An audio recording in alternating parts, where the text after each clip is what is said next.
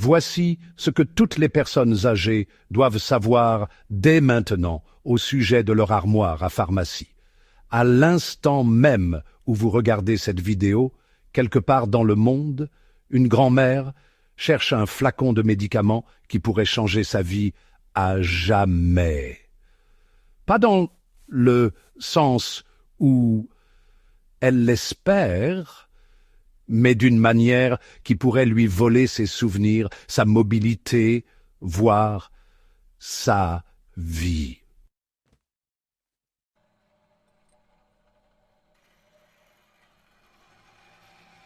Toutes les 6 minutes, une personne âgée est victime d'un accident vasculaire cérébral qui aurait pu être évité. Derrière ces statistiques froides se cache la mère de quelqu'un qui ne dansera jamais au mariage de sa petite fille, le père de quelqu'un qui ne finira jamais de construire son atelier dans son garage, quelqu'un comme vous qui pensait faire tout ce qu'il fallait.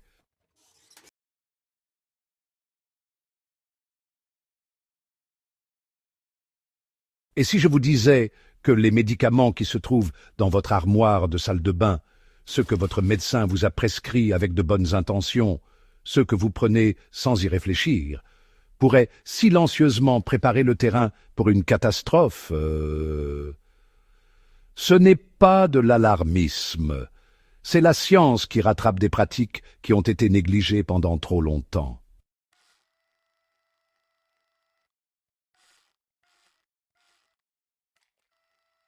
Et aujourd'hui, vous allez découvrir quels sont les 4 médicaments courants qui augmentent considérablement le risque d'AVC chez les personnes âgées, parfois jusqu'à le tripler, et ce que vous pouvez faire dès maintenant pour y remédier. Mais d'abord, laissez-moi vous décrire ce qui se passe réellement dans votre cerveau lorsqu'un AVC survient. Imaginez votre cerveau comme une ville animée. Vos neurones sont les bâtiments, chacun abritant des fonctions vitales telles que votre capacité à parler, à bouger, à vous souvenir du nom de vos petits-enfants. Les rues qui relient ces bâtiments sont vos artères, qui transportent l'oxygène et les nutriments comme des camions de livraison, assurant le bon fonctionnement de l'ensemble.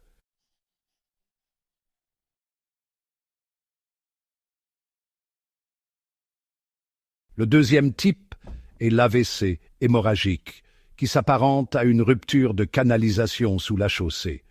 Le sang envahit les tissus cérébraux où il n'a pas sa place, écrasant les structures délicates et semant le chaos. Les 2 scénarios sont dévastateurs, mais voici ce qui aggrave encore la situation. À partir de 60 ans, l'infrastructure de notre cerveau devient plus fragile. Ses artères se creusent, la circulation ralentit et nos équipes de réparation ne travaillent plus aussi efficacement.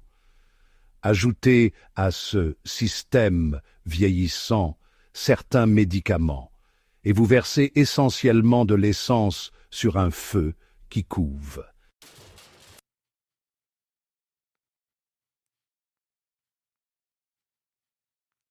Commençons par le premier groupe de médicaments qui pourraient vous mettre en danger, les anti-inflammatoires non stéroïdiens, ou INS. Vous les connaissez sous des noms tels que l'ibuprofène, le diclofénac ou le naproxène. Ils se trouvent dans toutes les armoires à pharmacie, sont vendus sans ordonnance et pris comme des bonbons pour soulager toutes sortes de douleurs. Une enquête récente a révélé que 73% des adultes de plus de 65 ans utilisent régulièrement des AINS.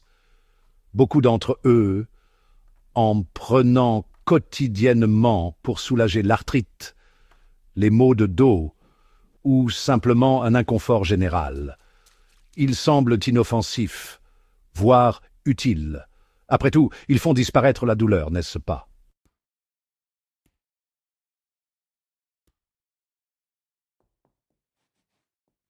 Voici ce qui se passe réellement lorsque vous avalez cette pilule d'apparence innocente. Pour une personne de 30 ans avec des reins sains et un cœur solide, un ibuprofène occasionnel est comme une pluie légère sur un toit solide sans aucun problème. Mais pour une personne de plus de 60 ans, surtout si vous en prenez quotidiennement ou à forte dose, c'est comme un ouragan qui frappe une maison qui commence à montrer des signes de vieillesse. Ces médicaments ne font pas que masquer la douleur. Ils modifient fondamentalement la façon dont votre corps gère la pression artérielle, la fonction rénale et la coagulation sanguine. Tout d'abord, parlons de ce qui arrive à votre pression artérielle. Les INA provoquent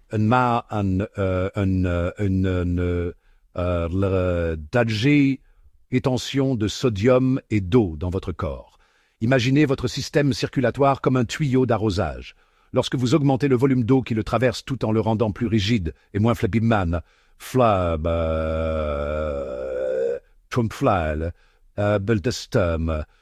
la pression augmente considérablement. Une étude révolutionnaire publiée dans les Archives of Internal Medicine a suivi 82 000 personnes âgées pendant 5 ans. Celles qui prenaient régulièrement des AINS ont vu leur tension artérielle augmenter en moyenne de 8 à 12 points.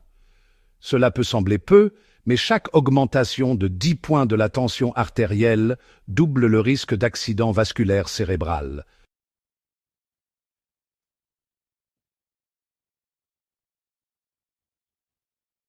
Mais l'hypertension artérielle n'est que le début. Ces médicaments endommagent également vos reins, ces filtres remarquables qui nettoient environ 200 litres de sang par jour. Après 60 ans, la fonction rénale diminue naturellement d'environ 1% par an. Ajoutez les IENS à cela et vous accélérez considérablement ce déclin. Lorsque les reins ont du mal à fonctionner, ils ne peuvent pas réguler correctement la pression artérielle ni éliminer les toxines, ce qui crée un terrain propice aux accidents vasculaires cérébraux.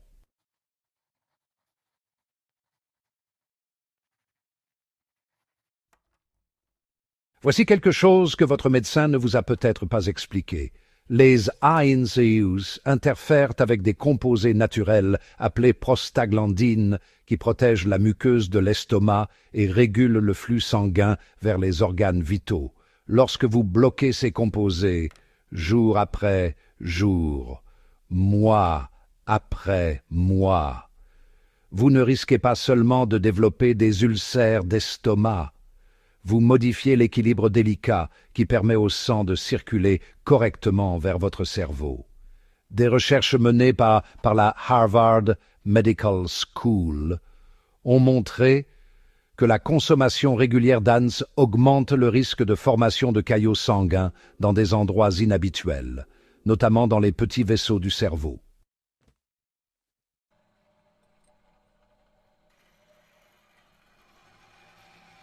Ce qui est encore plus alarmant, c'est ce qui arrive à la paroi interne de vos artères. L'utilisation chronique d'AINS favorise l'inflammation des parois artérielles, exactement le contraire de ce que l'on attend d'un médicament anti-inflammatoire. Cette inflammation agit comme du papier de verre, rendant rugueuse la surface lisse où le sang devrait circuler librement. Le cholestérol et d'autres débris se fixent sur ces zones rugueuses et forment des plaques. Un jour, un morceau de cette plaque se détache, se déplace vers votre cerveau et bloque une artère cruciale. C'est alors que survient un AVC.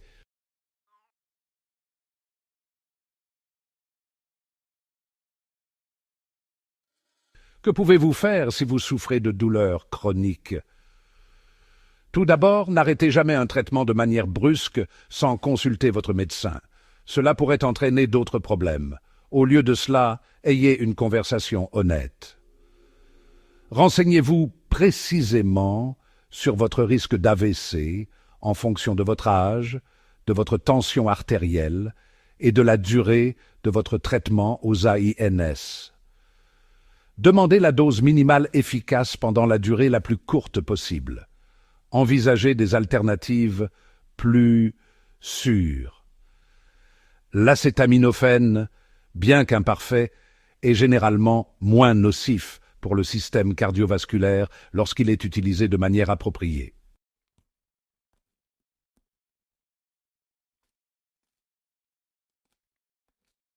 Les préparations topiques, comme le gel de diclofénac, peuvent cibler la douleur localement sans inonder tout votre organisme de médicaments.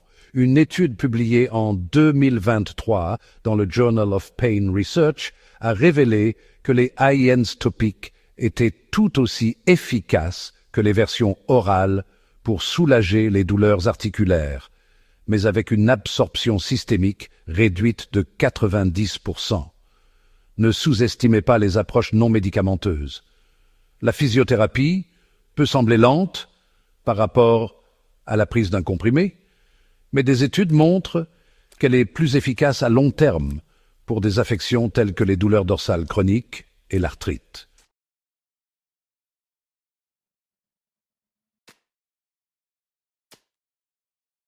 L'acupuncture, autrefois considérée comme une médecine alternative, est désormais reconnue par les grands centres médicaux pour la gestion de la douleur.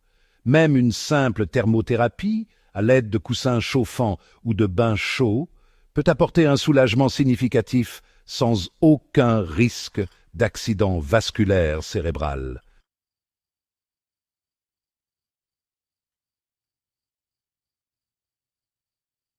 Les anti-inflammatoires naturels méritent d'être pris au sérieux. Le curcuma, et plus particulièrement son composé actif, la curcumine, a fait l'objet de nombreuses études.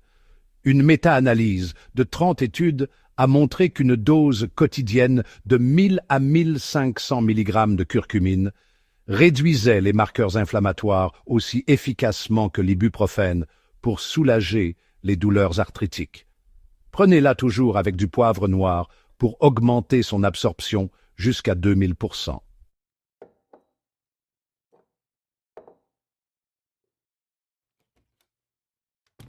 Le gingembre, autre anti-inflammatoire puissant, peut être consommé frais, en tisane ou sous forme d'extrait standardisé à raison de 250 à 500 mg 2 fois par jour.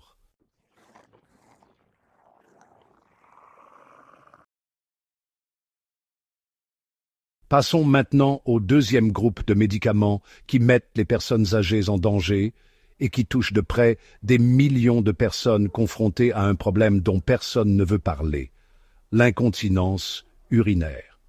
La peur des accidents, l'inquiétude constante de trouver des toilettes, la gêne qui empêche les gens de profiter de la vie.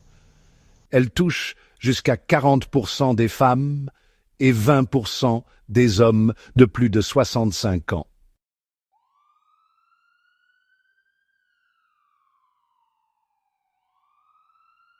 Pour la traiter, les médecins prescrivent souvent des médicaments anticholinergiques comme l'oxybutinine ou la toltérodine. Ils agissent en relaxant la vessie, ce qui réduit les envies pressantes. Et oui, ils sont efficaces. Mais à quel prix? Ces médicaments bloquent une substance chimique essentielle du cerveau appelée acétylcholine. Considérez l'acétylcholine comme l'huile qui permet au rouage de votre cerveau de fonctionner correctement. Elle est essentielle à la formation de la mémoire, à l'attention et à la clarté de la pensée. Lorsque vous prenez des anticholinergiques, vous n'affectez pas seulement votre vessie. Ces médicaments traversent votre cerveau et interfèrent avec vos fonctions cognitives.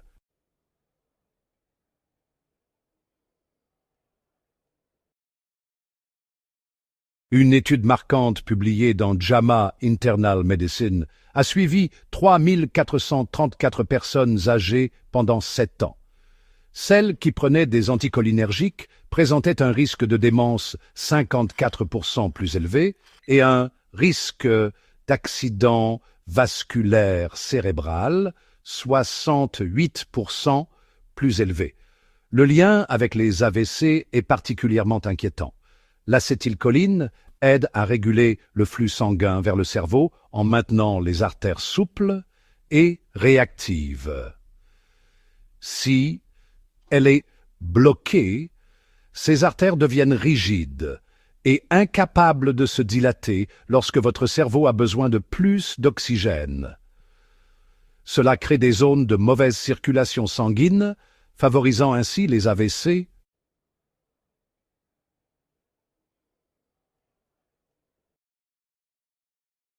En plus de tout cela, ces médicaments peuvent, provoquer des chutes soudaines de la pression artérielle lorsque vous vous levez, ce qui peut entraîner des chutes et de courts épisodes de privation d'oxygène au cerveau.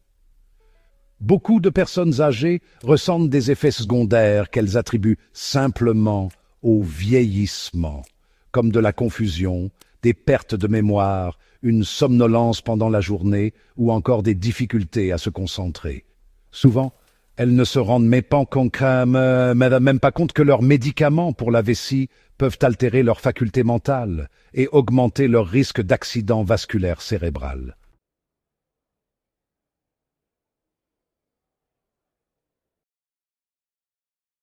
Les approches non médicamenteuses, vous savez, peuvent être remarquablement efficaces.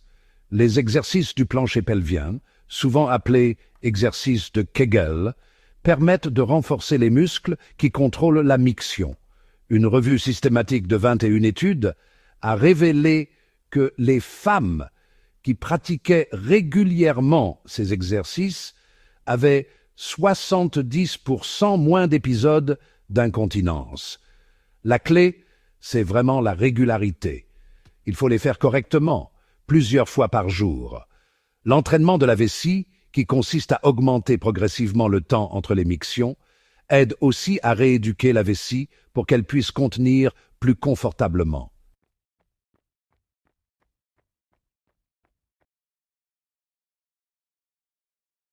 De simples changements de mode de vie ont un impact plus important que la plupart des gens ne le pensent. La caféine est un irritant de la vessie qui augmente l'urgence mictionnelle. Une étude a montré que l'élimination de la caféine réduisait de 42% les épisodes d'incontinence chez les femmes âgées. L'alcool et les boissons gazeuses ont des effets similaires. Même les édulcorants artificiels peuvent irriter la vessie chez les personnes sensibles. Le maintien d'un poids santé réduit la pression sur la vessie.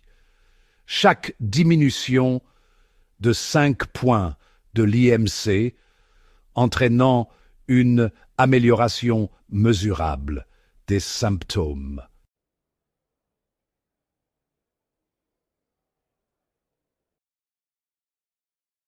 Passons maintenant au troisième médicament, qui est particulièrement préoccupant, car il est souvent utilisé comme solution à court terme, mais devient un problème à long terme. Il s'agit des corticostéroïdes oraux, tels que la prednisone et la dexaméthasone.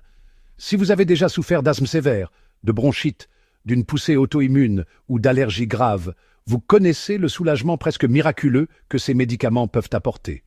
En quelques heures, l'inflammation disparaît, la respiration devient plus facile, la douleur diminue. Ils semblent être des médicaments miracles, et dans les situations aiguës, ils peuvent sauver des vies.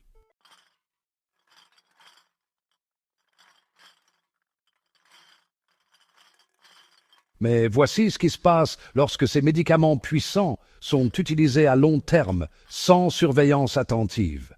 Les corticostéroïdes créent ce que j'appelle une triple menace pour votre cerveau.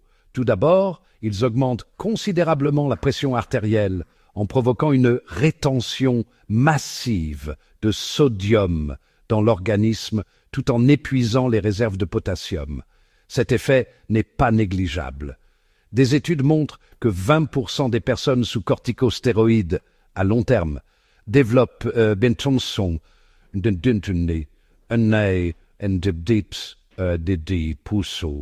hypertension au cours de la première année. Votre cœur doit travailler plus fort pour pomper le sang dans un système qui retient l'excès de liquide, ce qui exerce une pression énorme sur les artères cérébrales, qui sont très fragiles.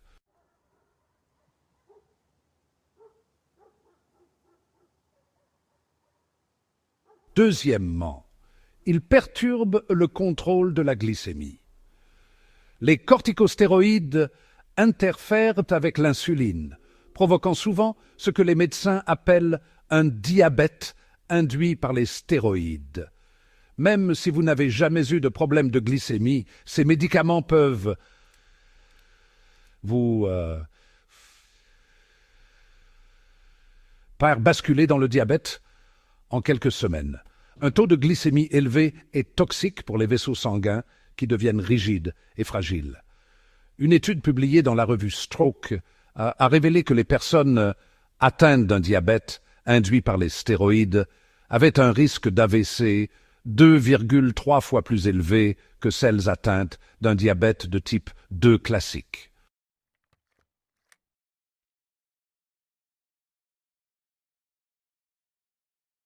Troisièmement, il modifie votre profil cholestérol et vos facteurs de coagulation sanguine. Le cholestérol LDL, le mauvais cholestérol, augmente tandis que le HDL, le bon cholestérol, diminue. Votre sang devient plus épais et plus susceptible de former des caillots. Combinez des artères endommagées, une hypertension artérielle, une glycémie élevée et un sang prêt à coaguler, et vous obtenez la recette parfaite pour un AVC.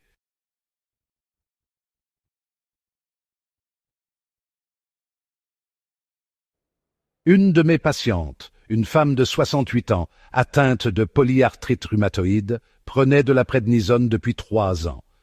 Ses articulations allaient mieux, mais elle avait développé une hypertension artérielle, pris 15 kilos et son taux de sucre dans le sang augmentait progressivement. Lorsqu'elle a eu un mini-AVC, sa famille a été sous le choc. Elle semblait si bien gérer son arthrite. Il ne se rendait pas compte que le médicament qui soulageait ses articulations mettait son cerveau en danger.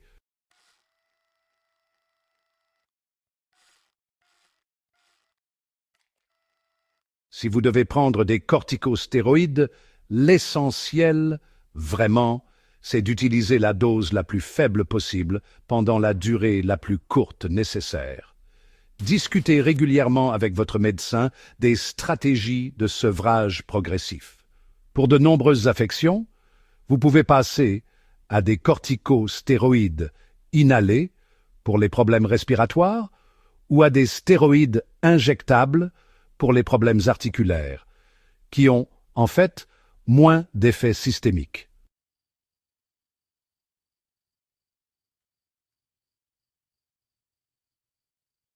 Les alternatives anti-inflammatoires naturelles deviennent encore plus importantes lorsque vous essayez de réduire votre dépendance aux corticostéroïdes. Les acides gras oméga 3 contenus dans l'huile de poisson ont de puissants effets anti-inflammatoires. Des études montrent qu'une dose quotidienne de 3000 à 4000 mg peut réduire les marqueurs inflammatoires jusqu'à 40%. Le boswellia, également connu sous le nom d'encens indien, est utilisé depuis des siècles et des recherches modernes confirment son efficacité. Une dose de 300 à 400 mg 3 fois par jour peut réduire considérablement l'inflammation dans des affections telles que l'arthrite.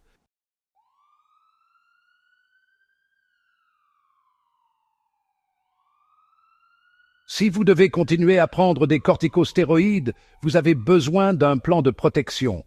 Surveillez votre tension artérielle à domicile tous les jours, et pas seulement lors de vos visites chez le médecin. Vérifiez régulièrement votre glycémie, même si vous n'avez jamais souffert de diabète. Suivez un régime anti-inflammatoire riche en légumes, en protéines maigres et en graisses saines, tout en limitant strictement le sel et le sucre. L'exercice physique devient indispensable, car il aide à contrer de nombreux effets négatifs des corticostéroïdes.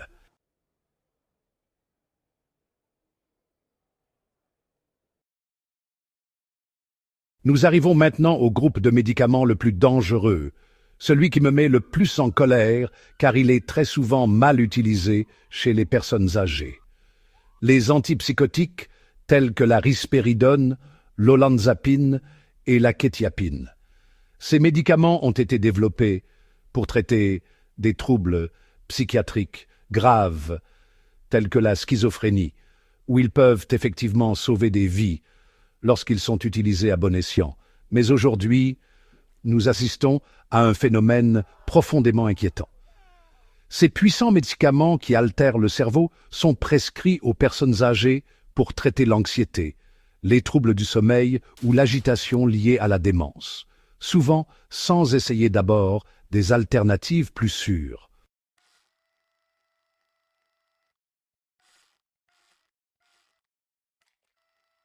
La FDA a émis son avertissement le plus sévère, une mise en garde encadrée d'une boîte noire concernant ces médicaments destinés aux patients âgés. La raison est simple, ils doublent presque le risque de décès et peuvent tripler le risque d'accident vasculaire cérébral. Je répète, tripler. Pourtant, dans les maisons de retraite à travers le pays, jusqu'à 30% des résidents reçoivent ces médicaments, souvent pour des comportements qui pourraient être gérés autrement.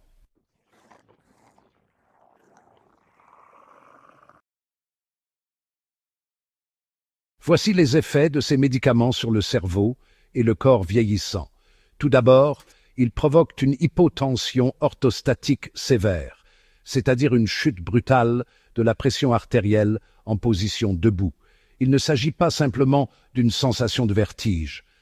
La pression artérielle peut chuter de 30 ou 40 points, provoquant des chutes et, plus grave encore, de brèves périodes pendant lesquelles le cerveau ne reçoit pas suffisamment de sang.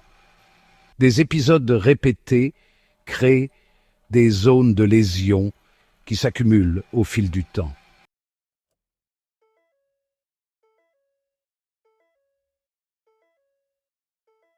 Deuxièmement, ils interfèrent avec le système électrique du cœur, provoquant des arythmies qui favorisent la formation de caillots. Ces caillots peuvent se détacher et se déplacer vers le cerveau. Une étude à grande échelle portant sur 75 000 personnes âgées a révélé que celles qui prenaient des antipsychotiques avaient un risque accru de 370% d'être victimes d'un accident vasculaire cérébral au cours du premier mois d'utilisation. Le risque restait élevé, même en cas d'utilisation continue. Troisièmement, ces médicaments perturbent le métabolisme. Une prise de poids de 9 à 18 kg est fréquente, le taux de glycémie monte en flèche, le profil cholestérol s'aggrave et de nombreuses personnes développent un diabète en quelques mois. Ils augmentent également la viscosité du sang, le rendant plus épais et plus susceptible de coaguler. C'est comme si ces médicaments faisaient vieillir votre système cardiovasculaire de plusieurs décennies en quelques mois.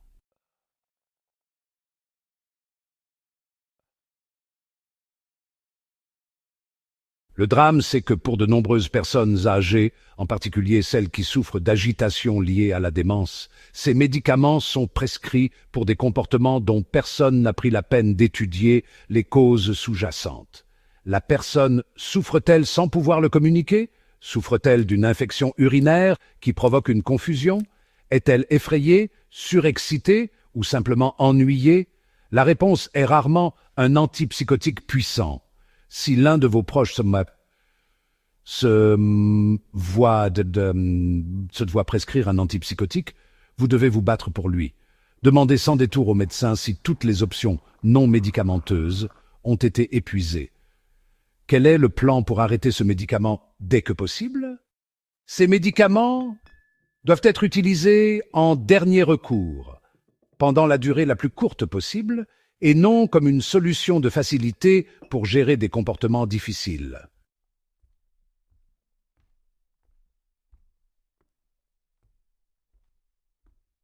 Les approches non médicamenteuses pour traiter l'agitation liée à la démence demandent plus de temps mais sont infiniment plus sûres.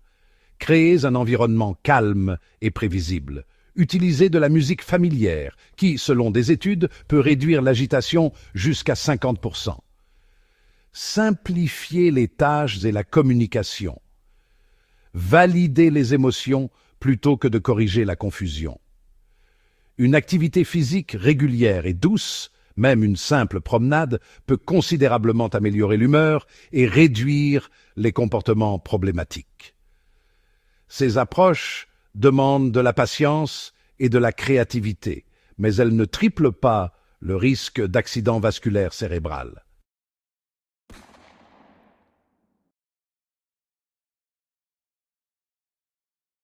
Voici ce que chaque personne âgée et chaque aidant doit comprendre. Votre cerveau après 60 ans n'est pas le même qu'à 30 ans. Il est plus vulnérable aux effets des médicaments, moins capable de compenser les perturbations chimiques et plus précieux. Car le déclin cognitif est plus difficile à inverser qu'à prévenir.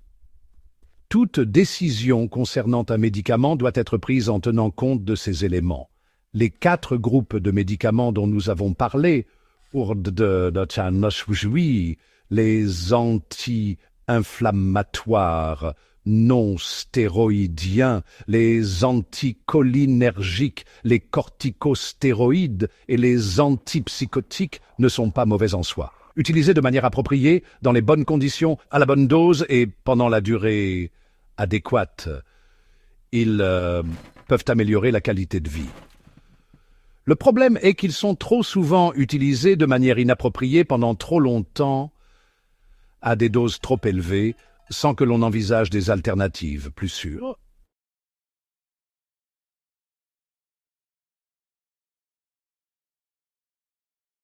Votre plan d'action commence aujourd'hui.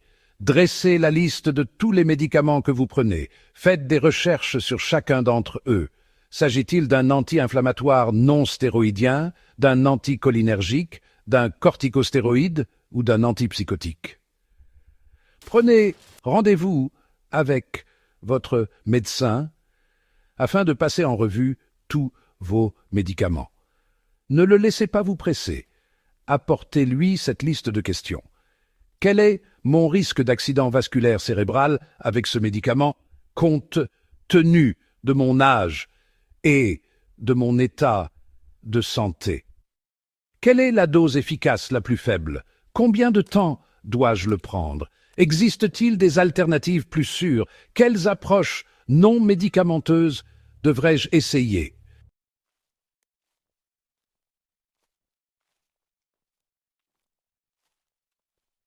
N'oubliez pas que vous ne vous protégez pas seulement contre les accidents vasculaires cérébraux. Vous préservez votre indépendance, vos souvenirs, votre capacité à profiter de vos petits-enfants, à voyager, à vous adonner à vos loisirs. Chaque décision concernant un médicament est en réalité une décision sur la façon dont vous souhaitez vivre vos dernières années. Les statistiques sont alarmantes. Toutes les 6 minutes, une personne âgée est victime d'un accident vasculaire cérébral qui aurait pu être évité. Mais vous n'êtes pas condamné à faire partie de ces statistiques. La connaissance est un pouvoir, et vous disposez désormais d'informations qui pourraient littéralement vous sauver la vie.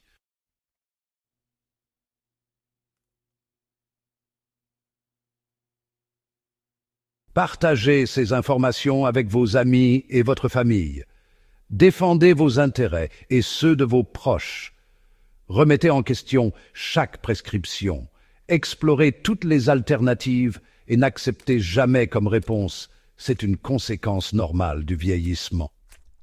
Votre cerveau vous a fidèlement servi pendant des décennies. Il contient vos souvenirs, votre personnalité, tout ce qui fait de vous qui vous êtes.